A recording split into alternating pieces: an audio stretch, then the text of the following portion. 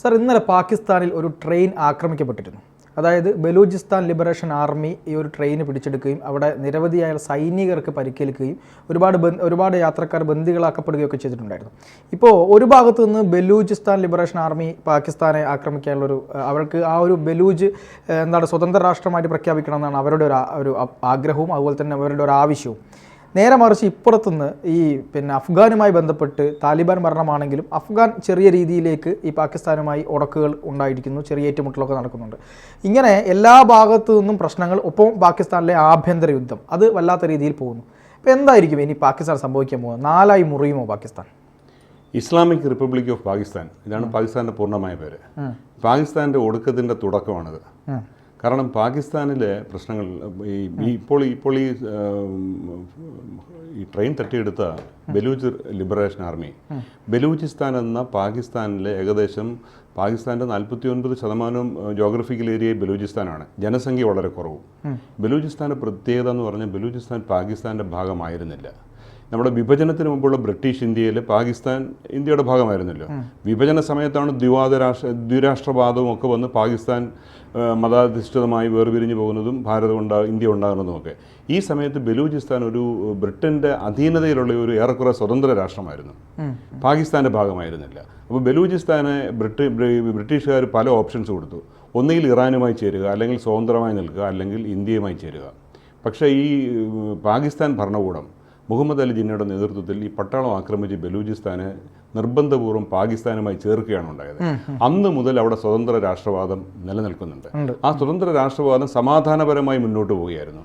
അത് പിന്നീട് അതിലേക്ക് അക്രമവാസന വരികയും തീവ്രവാദ സംഘടനയായിട്ട് വളർന്നു വരികയും ധാരാളം പ്രശ്നങ്ങളുണ്ടായി. അവിടെ ചൈനീസ് പെഷവാർ കറാച്ചിയിലൊരു യൂണിവേഴ്സിറ്റിയിലെ സ്ത്രീകൾ സൂയിസൈഡ് ബോംബേഴ്സായിട്ട് പോയി അവിടെ ആക്രമണം നടത്തിയിട്ടുണ്ട്, ബലൂജ് സ്ത്രീകൾ. അതുപോലെ തന്നെ ചൈനീസ്, ഇപ്പോൾ ബലൂജ് ഏരിയയിലാണ് ഈ പാകിസ്ഥാൻ ചൈന എക്കണോമിക് കോറിഡോർ വരുന്നത്. അവിടെ ഗദ്വാർ എന്ന് പറഞ്ഞൊരു വലിയ പോർട്ട് ചൈന സ്ഥാപിക്കുന്നുണ്ട്. അവിടെ ചൈനീസ് ജീവനക്കാർക്കെതിരെ ഈ ബലൂച്ച് ആക്രമണം നടത്തുകയും വധിക്കുകയും ചെയ്യാറുണ്ട്.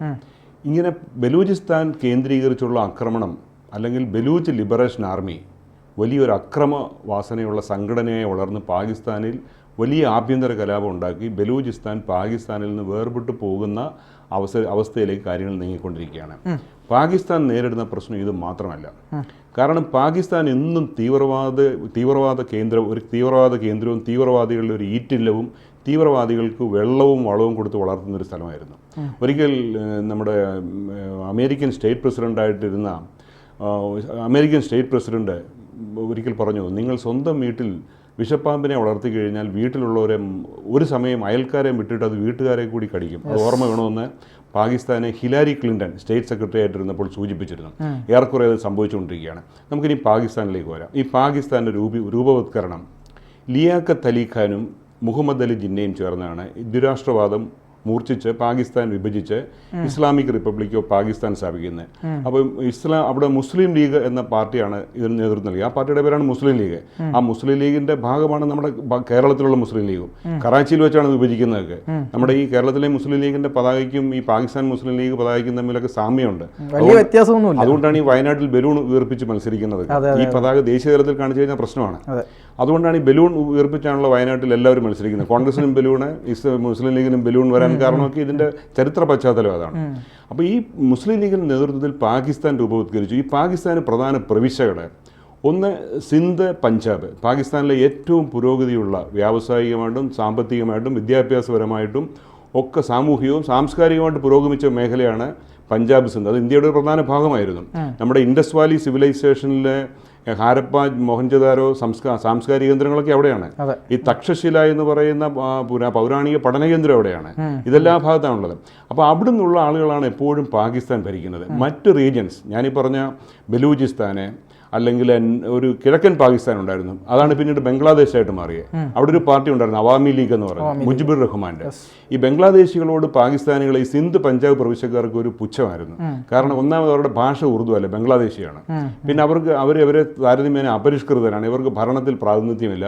അങ്ങനെയാണ് 71 നമ്മുടെ ഇന്ത്യയുമായിട്ട് യുദ്ധം നടക്കുന്ന സമയത്ത് ബംഗ്ലാദേശ് വിമോചിതമായി മറ്റൊരു ഇസ്ലാമിക് രാഷ്ട്രമായിട്ട് മാറുന്നത്. അങ്ങനെ ഓൾറെഡി പാകിസ്ഥാൻ്റെ ഒരു ഭാഗം മാറി മറ്റൊരു രാഷ്ട്രമായി കഴിഞ്ഞു. ഇനി മറ്റ് പ്രദേശങ്ങളിൽ ഇതേ അവസ്ഥ സംജാതമായിരിക്കുകയാണ്, ഇതേ അവസ്ഥ രൂപം കൊണ്ടുവരികയാണ്. അതിൽ ബലൂചിസ്ഥാൻ്റെ ഏറ്റവും അവസാനം കണ്ട ഒരു കാര്യമാണ് നമ്മൾ ട്രെയിൻ തട്ടിയെടുക്കൽ കണ്ടത്. അപ്പോൾ തിരിച്ചു വീണ്ടും പാകിസ്ഥാൻ്റെ രൂപവത്കരണത്തിലേക്ക് വന്നു കഴിഞ്ഞാൽ പാകിസ്ഥാൻ അങ്ങനെ 56-ലാണ് ഒരു റിപ്പബ്ലിക്കായിട്ട് മാറുന്നത്. 56-ൽ പാകിസ്ഥാൻ ഒരു ഇസ്ലാമിക് റിപ്പബ്ലിക്കായിട്ട് മാറുന്നു. 58-ൽ ആദ്യത്തെ പട്ടാള അട്ടിമറി നടക്കുന്നു. ആദ്യത്തെ ആയൂബ് ഖാൻ എന്ന് പറയുന്ന പട്ടാള മേധാവി പാകിസ്ഥാൻ്റെ പട്ടാള ഭരണം പിടിച്ചെടുക്കുന്നു.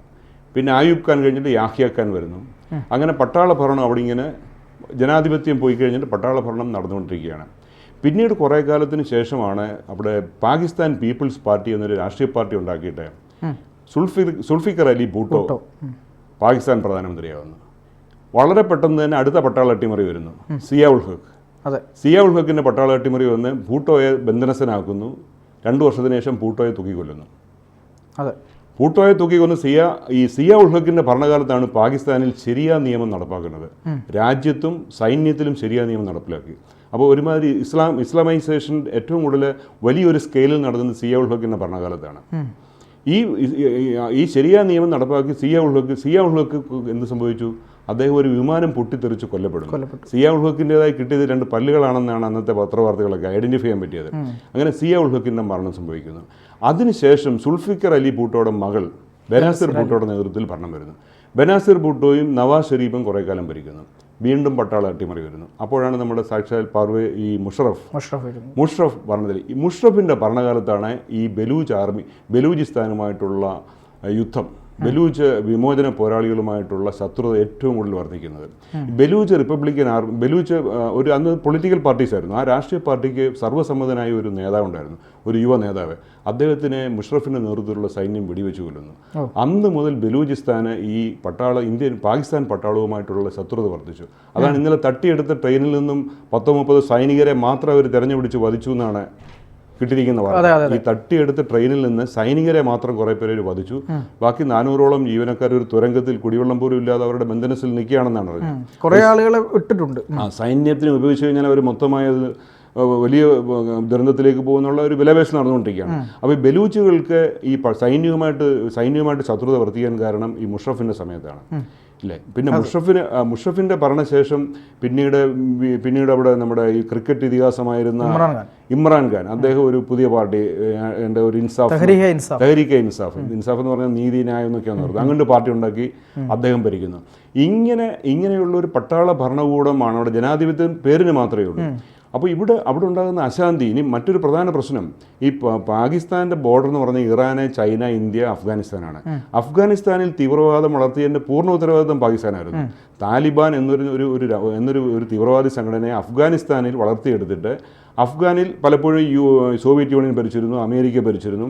ഇവർക്കൊക്കെ എതിരെ ഈ താലിബാൻ തീവ്രവാദികളെ സജ്ജമാക്കുന്നത് പാകിസ്ഥാന്റെ സഹായത്തോടെയായിരുന്നു. ഇപ്പോൾ സാക്ഷാൽ താലിബാൻ അഫ്ഗാനിസ്ഥാനിൽ ഭരണം തുടങ്ങി. ഭരണം തുടങ്ങിയപ്പോൾ അവർ പാകിസ്ഥാനെക്കാട്ടി കൂടുതൽ എടുത്തത് ആരുമായിട്ടാണ്? ഇന്ത്യയുമായിട്ടാണ്. അഫ്ഗാനിസ്ഥാനിൽ ഒരു സർവേ നടത്തിയപ്പോൾ 67% അഫ്ഗാനികൾക്ക് ഇന്ത്യയാണ് ഇഷ്ടം. കാരണം നമുക്ക് അവർ 50,000 ടൺ സൗജന്യമായിട്ട് ഗോതമ്പ് കൊടുക്കുന്നു, ആവശ്യ മരുന്നുകൾ കൊടുക്കുന്നു, വിദ്യാർത്ഥികൾക്ക് പഠന സൗകര്യം കൊടുക്കുന്നു, അടിസ്ഥാന സൗകര്യ വികസനം നൽകുന്നു. അവിടെ ധാരാളം ഇൻഫ്രാസ്ട്രക്ചർ ഇന്ത്യ പണിഞ്ഞു കൊടുക്കും. കാര്യം നമുക്ക് ഇറാനിൽ നമുക്കൊരു തുറമുഖമുണ്ട്. അത് അഫ്ഗാനിസ്ഥാൻ ജിയോ പൊളിറ്റിക്കലി വളരെ ഇമ്പോർട്ടൻ്റ് ആണ്. അഫ്ഗാനിസ്ഥാനുമായിട്ട് നമ്മൾ താലിബാനെ അംഗീകരിക്കുന്നില്ലെങ്കിലും ഭരണകൂടത്തിന് നമ്മൾ അംഗീകരിച്ചേ മതിയാവും. അപ്പോൾ ഇന്ത്യയോട് ഏറ്റവും അടുത്ത് നിൽക്കുന്ന താലിബാൻ ഭരണകൂടം ഇന്ത്യയോട് ഏറ്റവും അടുത്ത് കഴിഞ്ഞു. ഇനിയും മറ്റൊരു ചരിത്ര വസ്തുതയുണ്ട്.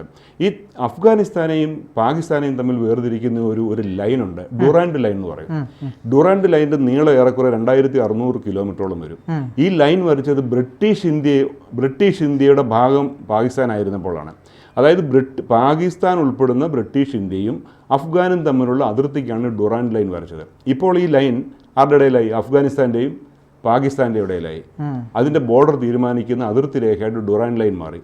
പക്ഷേ പാകിസ്ഥാൻ ഈ ഡുറാൻഡ് ലൈനെ അതിർത്തിയെ അംഗീകരിക്കുമ്പോൾ അഫ്ഗാനിസ്ഥാനെ അംഗീകരിക്കുന്നതേ ഇല്ല. അതിനൊരു കാരണമുണ്ട്. ഈ അഫ്ഗാനിലെ 2 പ്രശസ്തങ്ങളായ 2 എത്നിക് വിഭാഗങ്ങളുണ്ട്, വംശീയ വിഭാഗങ്ങളുണ്ട്. ഒന്ന് പഷ്തൂണുകൾ എന്ന് പറയും, രണ്ടാമത്തേത് ബലൂച്ചുകൾ. ഈ പഷ്തൂണുകളിൽ കുറേ ഭാഗം അഫ്ഗാനിസ്ഥാനിലും വലിയൊരു ജനസംഖ്യ പാകിസ്ഥാനിലുമാണ്. ഇപ്പോൾ ഈ ട്രെയിൻ തട്ടിയെടുത്ത് ബലൂച്ചുകളില്ല. ബലൂച്ചിൽ ഒരു വിഭാഗം പാകിസ്ഥാനിലും ഒരു വിഭാഗം അഫ്ഗാനിസ്ഥാനിലുമാണ്. ഈ വംശീയ വിഭാഗത്തിനിടയ്ക്ക് ഡുറാൻ ലൈൻ ഉണ്ടെന്നും അവർക്ക് അറിഞ്ഞുകൂടാ, ഉണ്ടെങ്കിലും അത് അംഗീകരിക്കില്ല. അവർക്ക് വംശീയമായിട്ട് അവർ റിലീജിയസ് പ്രാക്ടീസ് കൊണ്ട് ഇസ്ലാമിസ്റ്റുകളാണെങ്കിലും അവർ പ്രത്യേകമായ ഒരു വംശീയ ബോധം നമ്മുടെ ഭാരതത്തിൽ രജപുത്രർ എന്നൊക്കെ പറയുന്ന പോലെ പ്രത്യേക ഒരു ഛാത്രവീര്യമൊക്കെ മെയിൻറ്റെയിൻ ചെയ്യുന്ന ഒരു വിഭാഗമാണ് ഈ പഷ്തൂണുകളുമൊക്കെ. അപ്പോൾ അവർക്ക് ഇടയ്ക്കൂടെ ലൈൻ പോകുന്നു. ഇപ്പോൾ ഒരു റോഡിന് രണ്ട് സൈഡിൽ ബന്ധുക്കൾ സ്ഥാപിച്ചു കഴിഞ്ഞാൽ ബന്ധമില്ലാതാവില്ലല്ലോ എന്ന് പറഞ്ഞതുപോലെ ഈ അഫ്ഗാനിസ്ഥാനിലും പാകിസ്ഥാനിലുള്ള ബലൂചികളും പഷ്തൂണുകളും ഏത് സമയത്തും ഒന്നിക്കാൻ തയ്യാറാണ്. ഇവരൊക്കെ ഏറെക്കുറെ തീവ്രവാദ നേച്ചറുള്ളവരുമാണ്. നമ്മൾ ഈ പാകിസ്ഥാനിലെ ചിത്രങ്ങൾ കാണാറില്ലേ? ഇവിടെ കർഷകർ മൺവെട്ടിയുമായിട്ട് പോകുന്നവരാണ് തോളിൽ തൂക്കം വെച്ചുകൊണ്ട്. പാകിസ്ഥാനിലെ പല പടങ്ങളും നമ്മൾ അങ്ങനെയല്ലേ കാണാറുള്ളത്. ആ രീതിയിലാണ് കാര്യം. അവിടുത്തെ പല ഈ ഗോത്രവർഗ മേഖലകളിൽ വിദ്യാഭ്യാസമില്ല, അടിസ്ഥാന സൗകര്യമില്ല, വികസനമില്ല. ഉദാഹരണത്തിന് ഈ ബലൂചിസ്ഥാൻ തന്നെ ജനസംഖ്യ വളരെ കുറവും പാകിസ്ഥാനിലെ ഏറ്റവും കൂടുതൽ ജോഗ്രഫിക്കൽ ഏരിയ അവിടെയാണ്. പാകിസ്ഥാൻ്റെ ഫ്രൂട്ട് ബൗൾ എന്നാണ് അറിയപ്പെടുന്നത്. ഏറ്റവും കൂടുതൽ പഴവർഗ്ഗങ്ങൾ. അവിടെ ജലലഭ്യത കുറവാണ്. അവിടുത്തെ പഴങ്ങൾക്ക് വലിയ മാധുര്യമാണെന്നാണ് പറയുന്നത്. അവിടെ സ്വർണ്ണ നിക്ഷേപമുണ്ട്, ചെമ്പിന് നിക്ഷേപമുണ്ട്, ഏറ്റവും കൂടുതൽ നാച്ചുറൽ ഗ്യാസ് ഉണ്ട്. ഇതെല്ലാം പാകിസ്ഥാൻ ചൂഷണം ചെയ്യുന്നുണ്ട്. പക്ഷേ ജനങ്ങൾക്ക് യാതൊന്നും നൽകുന്നില്ല. ഇങ്ങനെ അസംതൃപ്തിയോടെ പുകഞ്ഞുകൊണ്ടേയിരിക്കുകയാണ്. രണ്ടാമത് പാകിസ്ഥാൻ ഒക്കുപ്പൈഡ് കാശ്മീർ. 47 കുറേ ഗോത്രവർഗ്ഗ പാകിസ്ഥാൻകാർ ഇന്ത്യയെ ആക്രമിക്കുന്നു. ഇന്ത്യയുടെ കാശ്മീരിൻ്റെ ഒരു ഭാഗം പാകിസ്ഥാനിൽ പോകുന്നു. അവസാനം അവർ പിന്മാറുന്നു. അവർ പിന്മാറിക്കഴിഞ്ഞപ്പോൾ അവർക്കൊരു സമ്മാനമായിട്ട് നെഹ്റു ഈ കാശ്മീരിൻ്റെ പ്രദേശം അവർക്ക് വിട്ടുകൊടുത്തു എന്നാണ് ആരോപണം. അതാണ് പാകിസ്ഥാൻ ഒക്കുപ്പൈഡ് കാശ്മീർ. ശങ്കരാചാര്യ സ്ഥാപിച്ച ശാരദാ പീഠം ഉൾപ്പെടെ അവിടെയുണ്ട്. അവിടെ ഗിൽജിത് ബാൾട്ടിസ്ഥാൻ ഒരു സ്ഥലമുണ്ട്. അവരൊക്കെ ഇന്ത്യയുമായിട്ട് ചേരാൻ തയ്യാറെടുത്ത് നിൽക്കുകയാണ്.